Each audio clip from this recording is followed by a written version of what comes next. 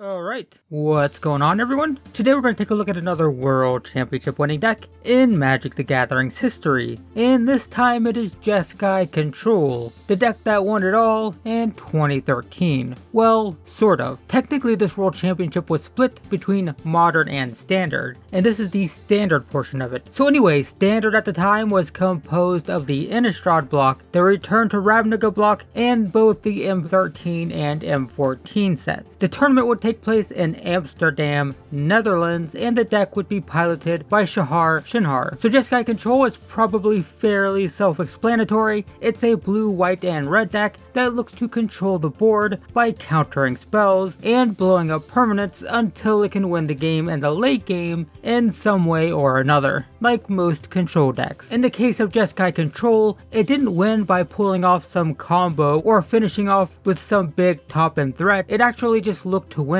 by grinding games out and outvaluing the opponent. There's no like big crazy, unstoppable massive creature in this deck. It's just a grindy value deck. So naturally, as a Jeskai Control deck, it played burn spells and counter spells, and we'll get to those in a minute. But what really set this deck apart was how it generated card advantage. You see, the deck got to play Snapcaster Mage and Restoration Angel. Snapcaster is a classic control creature, a 2-mana 2/1 with flash, and it allows you to recast a card from your graveyard. It's known for creating massive blowouts because not only do you get to surprise your opponent with a sudden blocker that they weren't expecting, but you also get to do all kinds of cool stuff with the cards from your graveyard. The classic being cast a lightning bolt, cast Snapcaster Mage, and target lightning bolt so you can cast it again.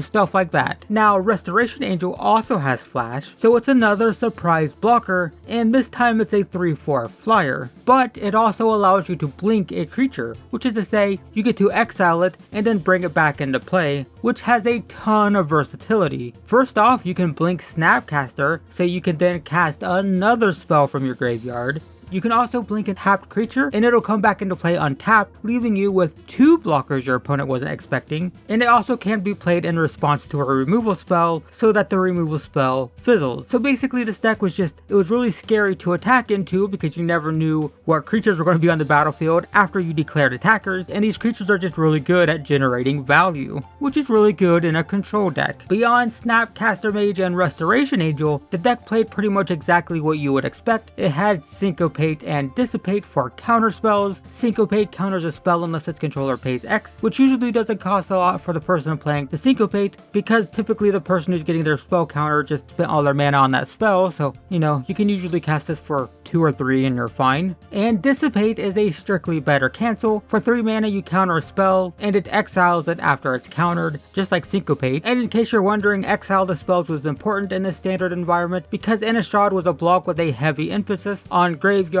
as we see with Snapcaster, for example. In terms of burn spells, the deck played Pillar of Flame and War Leader's Helix. Pillar of Flame deals 2 damage to a creature or a player, and if it kills a creature it gets exiled, which once again was kind of relevant in this standard environment. And War Leader's Helix is a lightning helix on steroids, dealing 4 damage and gaining 4 life for 4 mana. It's a lot slower and clunkier than the original, but it's pretty decent in standard. And the life gain is definitely important against aggro decks. Being able to cast this against an aggro deck and then being able to flash it back with Snapcaster is pretty brutal. You're talking about 8 damage and gaining 8 life, which is pretty crazy. The deck also played Turn and Burn. The first part turns a creature into a 0/1 with no abilities, and Burn deals 2 damage to a creature or a player. It also has Fuse, which allows you to cast both sides of the cards at once, which is pretty cool. So the card has a couple of uses. First off, you can kill any creature by casting it with Fuse, turning it into a 0/1 and then dealing 2 damage to it. So if you cast both sides, it's basically just killing any creature. You can also use Burn in the early game just to try to stave off an aggro creature. You could also use Turn with your flash creatures to,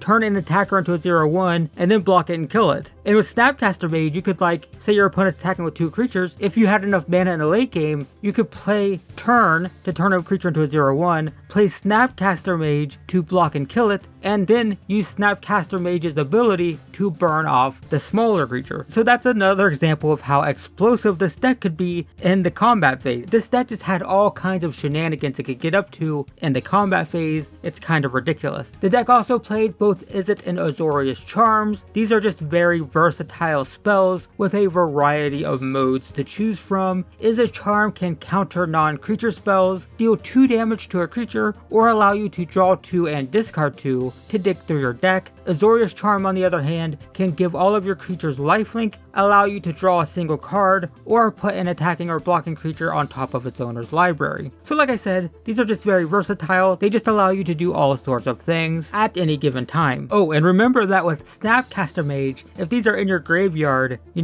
just have all of these things you can do. Not only are they super versatile spells that can do all kinds of different things, but then when they're in your graveyard, Snapcaster Mage can just basically do any of these things, because you can flash back these with any mode you want. So tons of versatility. Now every control deck needs a way to gain card advantage in addition to just all the stuff we've looked at, but it also plays Think Twice and Sphinx's Revelation. Think Twice only allows you to draw 1 card, but it has flashback so you can ultimately get 2 cards out of it, and Sphinx's Revelation costs X and 3 and allows you to gain X life and draw X cards, which can be a lot of cards and a lot of life sometimes. Sphinx's Revelation is one of those cards that once a control deck gets to the point where it can cast it for a large amount, that player has probably already won the game, even if their opponent doesn't realize it yet. Sphinx's Revelation is just devastating. Another way the deck could generate card advantage was Augur Bolas. It allows you to look at the top 3 cards of your library, pick an instant or sorcery card, and put it into your hand. So not only did it allow you to dig for specific cards, but it's also a 2-mana 1/3, which helps the deck to stabilize against aggro decks, and it could also be blinked with Restoration Angel if you are desperately searching for an answer to something, so no, that's not bad. And finally, every control deck needs a way to wipe the board, and Jeskai Control had a doozy in the form of Supreme Verdict. 4-mana board sweepers are always great in standard, and this one can't be countered. So that's one less thing you have to worry about when casting it. You don't have to worry about it being countered. 4 mana, pretty much guaranteed board sweeper, pretty good. And that's the deck. Taking a quick look at the mana base, the deck got to play Hallowed Fountain, Steam Vents, and Sacred Foundry because Ravnica means shocklands, and shocklands are a good thing. It also played Glacial Fortress, Sulphur Falls, and Clifftop Retreat because enemy colored checklands were printed in Innistrad, and then all of them were also printed in the core set, so yeah, it had access to checklands, pretty cool. It also played Moorland Haunt, which taps for a colorless, which is awkward in a 3-color deck, but it could also convert all the creatures in your graveyard into 1/1 flying spirits as a way to potentially finish off a game, so it's not bad. And then it played 1 single solitary island. And that's the main board. Taking a super quick look at the sideboard, as always we won't go too in depth here as that requires an understanding of the entire metagame, but the deck played an extra copy of Turn and Burn. It played Negate and Dispel as additional counter spells that are highly efficient but also too specific to play in the main board. It played Celestial Flare and Detention Sphere as ways to deal with creatures, or in the case of Detention Sphere, any non-land permanent. It also played Ratchet Bomb and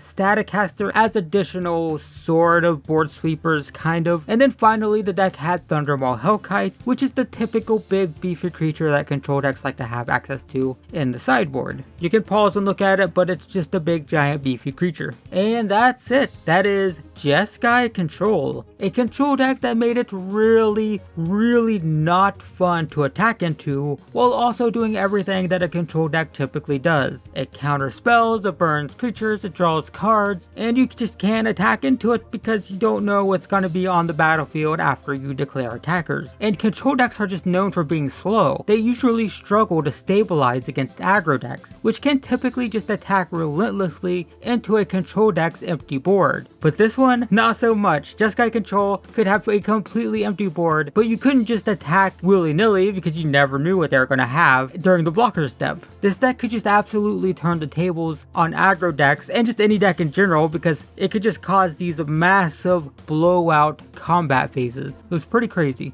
That is the deck that won the World Championship in 2013. So there you go. Now you are a little bit more familiar with Magic the Gathering's history and another classic deck from years past. But anyway, if you like this video and you want to see more World Championship deck techs, I have an entire playlist dedicated to them, and you can find a link to it in the description below. Also consider subscribing, as there will surely be more to come in the future. But in the meantime, thanks for watching, and I will see you in the next one.